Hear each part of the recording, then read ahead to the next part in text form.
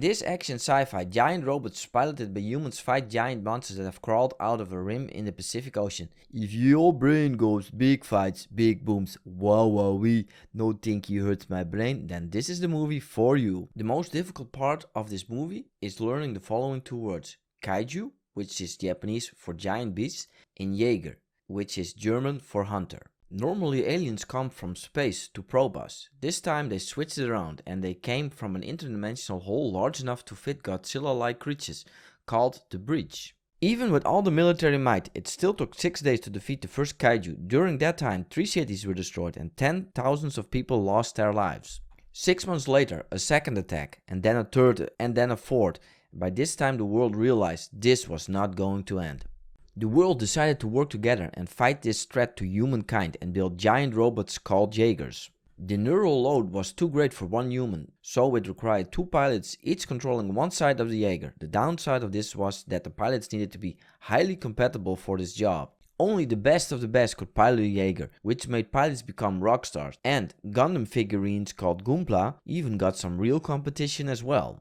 Fast forward 7 years into the Kaiju War. The Becket brothers not good at anything really other than hold their own in a fight, but more importantly they are drift compatible. How this works? I don't know, maybe they test for midichlorian or something. Anyways, this means that they are very cool now and they get to play with the best toys ever, aka Jaegers. Tendo Choi in the control center helps the Jaeger pilots, but don't worry, he doesn't have a joystick. The brothers are about to drift. This means stepping into each other's heads. The deeper the bond, the better the pilots can fight. I sure do hope an adult content filter has been installed. I mean, brothers and all. Marshal Stacker Pentecost is the leader of the global Jaeger program. The brothers want to save a boat with 10 people on it. Marshal Pentecost makes clear to the Becket brothers the goal is to protect a city of 10 million. Apparently basic tactical training isn't part of the Jaeger program or something. The Becket brothers don't follow orders very well, so they still save the boat at great risk to the Jaeger and the city they are instructed to protect. The brothers are overconfident and claim this as their 5th kill. Nope.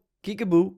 Guys, come on, learn to watch the radar next time. I have a really hard time believing these guys are the best of the best. Unsurprisingly, the Jaeger loses an arm, causing great pain to the pilot controlling that side of the Jaeger. The kaiju continues to rip out one of the brothers out of the cockpit. Even though he was on his own, Raleigh was still able to fire one last shot at the kaiju, which likely killed him. The signal went dead after that. That's Marshal Pentecost's cue just to walk away from his post, while his subordinates actually requested him, "Hey, sir, what are our orders?"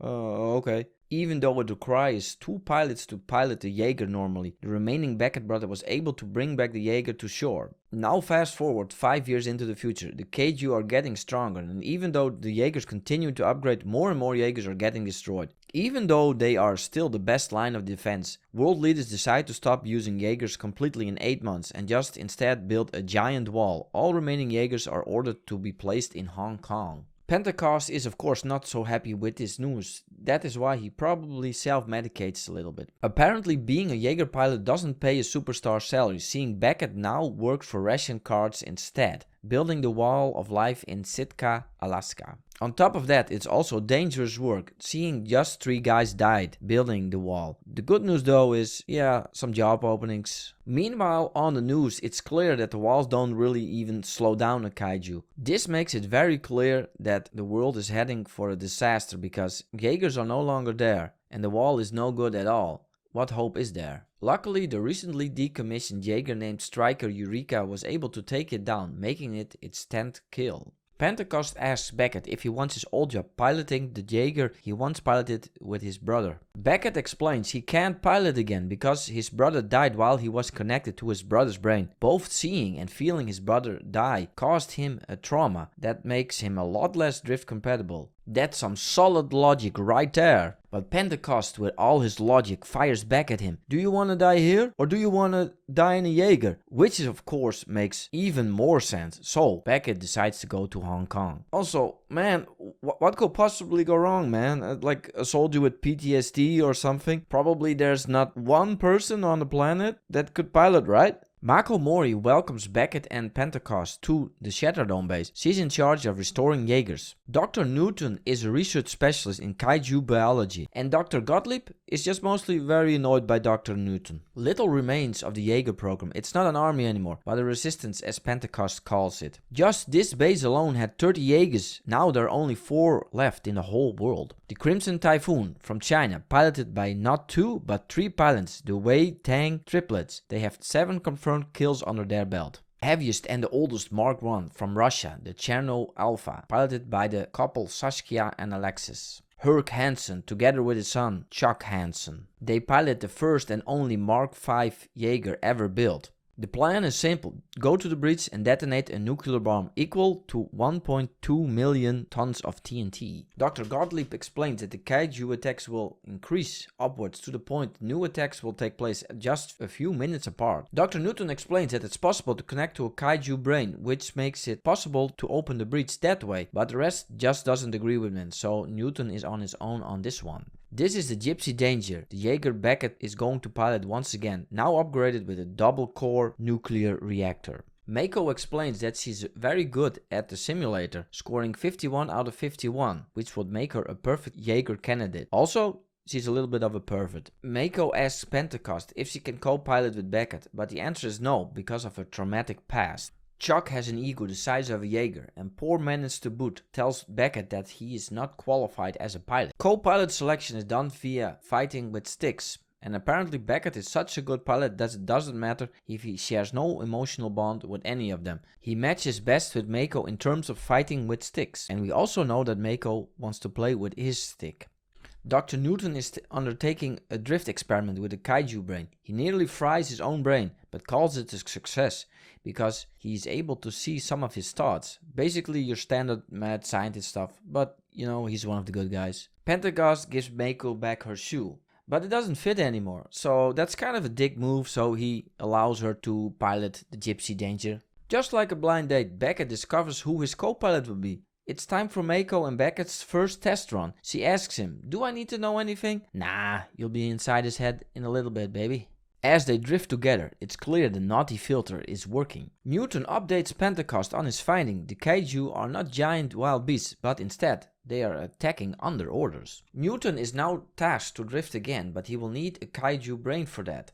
But the army doesn't have one anymore. Newton needs to broker a deal with a black market trader named Hannibal Chow in Hong Kong. Becket, while drifting, remembers his brother dying during his last drift, but he quickly gets a hold of himself. Mako, on the other hand, is re-experiencing her most traumatic experience of her life. She is crying for her mother while watching a kaiju named Onibaka. Here we see the red shoe Pentecost just gave her back a couple of minutes ago. Mako's mind is spinning out of control in a very powerful way. She not only loses control, but also overpowers the side Becket controls. The laser is fully operational during this initial test. It almost blasts a hole in the base. "It's better to be spicy than boring," is Pentecost's motto. The control center is barely able to turn off the laser just before it fires. Newton, meanwhile, has found Hannibal Chow. He's trying to broker a deal with him. Chuck is upset that Becket and Mako are still slated to pilot the Gypsy Danger after their failed test run. He confronts them, suggesting rather rudely they should quit. It's hard not to disagree with Chucky at this point. Becket, in response, starts a fight. It seems he has forgotten that injuring one of the most skilled pilots in the Jaeger program could spell disaster for the mission to save the world. I am really getting the best of the best vibe from this Becket guy. Realizing that Mako never should have been a Jaeger pilot in the first place, Pentecost tells Mako she is grounded. This is Becket's cue to start an argument with Pentecost. Becket says, "I saw Mako's memory. She didn't lose a shoe. She actually found it again.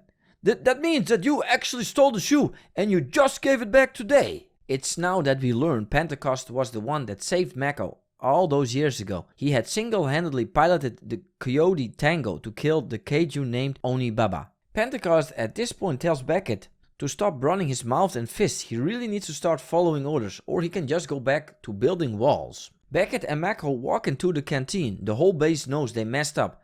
They're not the cool kids anymore. Even though it was clearly Mako's fault, Becket apologizes, admitting he should have warned her about the intensity of the first drift. He acknowledges that it wasn't just his memories, but also those of his deceased brother, a lingering effect of his tragic loss during their last mission together.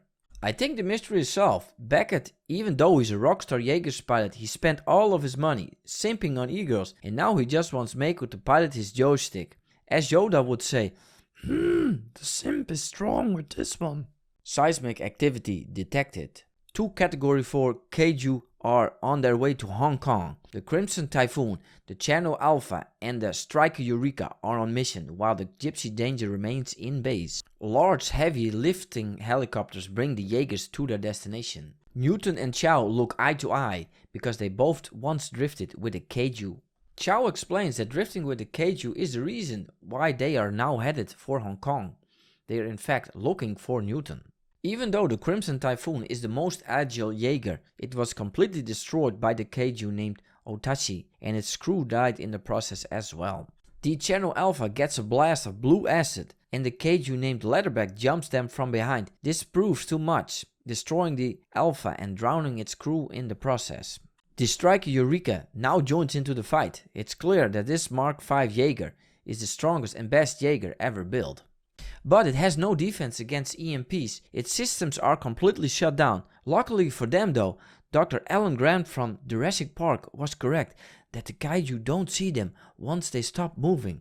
Now the Kaiju are heading for the city, in hopes to find Newton, and Newton is trying to hide in a bunker. Herc Hansen broke his arm. Both Jansens grabbed the only remaining working weapons on board, which are flare guns. These must be the best flare guns ever, because they managed to hurt the giant beast with it, or at the very least they managed to piss it off. Surprise! This giant Gypsy Danger managed to sneak up behind this beast. Becket and Mako now seem to be doing a fantastic job after failing the trial run horribly miserably wrong. That's one down, one more to go. Chow was right, the Kaiju are tracking Newton. But luckily the Gypsy Danger shows up at just the right time. It turns out this Kaiju has another trick up its sleeve. It can fly. Becket says all our weapon systems are out and down, but Mako tells him, no, go Power Rangers, and activates the power sword. I'm kind of sorry guys, at this point I'm wondering, is there even any basic training involved in becoming a Jaeger pilot? I mean, like, you don't even know your own weapon systems, come on. But now the Gypsy Danger is falling to earth, and it's not able to fly, so how are they gonna do it? They managed to land it safely somehow. Chow's team is salvaging the Kaiju, but sadly the secondary brain is damaged. But luckily, the Kaiju is pregnant. Chow said the baby can't survive longer than 1 minute outside of the mother's womb. But Chow was off by 15 seconds. Chow also lost one of his shoes. Pentecost explains to Becket that he got sick because the Mark I Jaegers did not have any protection against radiation poisoning. Pentecost explains that the main reason he really wanted Becket as a pilot was because only him and Becket ever ran a solo mission. 2 Kaijus detected, but they are not moving out, but are instead protecting the breach. Gottlieb is helping out Newton to drift with the Kaiju by both sharing the load of the drift. With everything happening so quickly, there's no time to train a new pilot. Pentecost, even though medically not allowed to pilot ever again, will drift with Chuck in the Striker Eureka. A big speech from Marshall. Today we are canceling the apocalypse. This is the first and only time cancel culture was actually a force for good. The only 2 remaining Jaegers in the world are heading towards the breach. Either they win here now, or the world will be overrun by never-ending waves of Kaiju. Doctor and Doctor are both drifting with the Kaiju to attempt to uncover any mission-critical information. Doctor and Doctor quickly go back to base to inform everyone. If they want to open the breach, they will have to hug a Kaiju to get through the breach, otherwise the breach will remain closed. There are not 2, but there are actually 3 Kaijus present. The last one is the first ever Category 5 Kaiju. The Gypsy Danger managed to kill off the first one.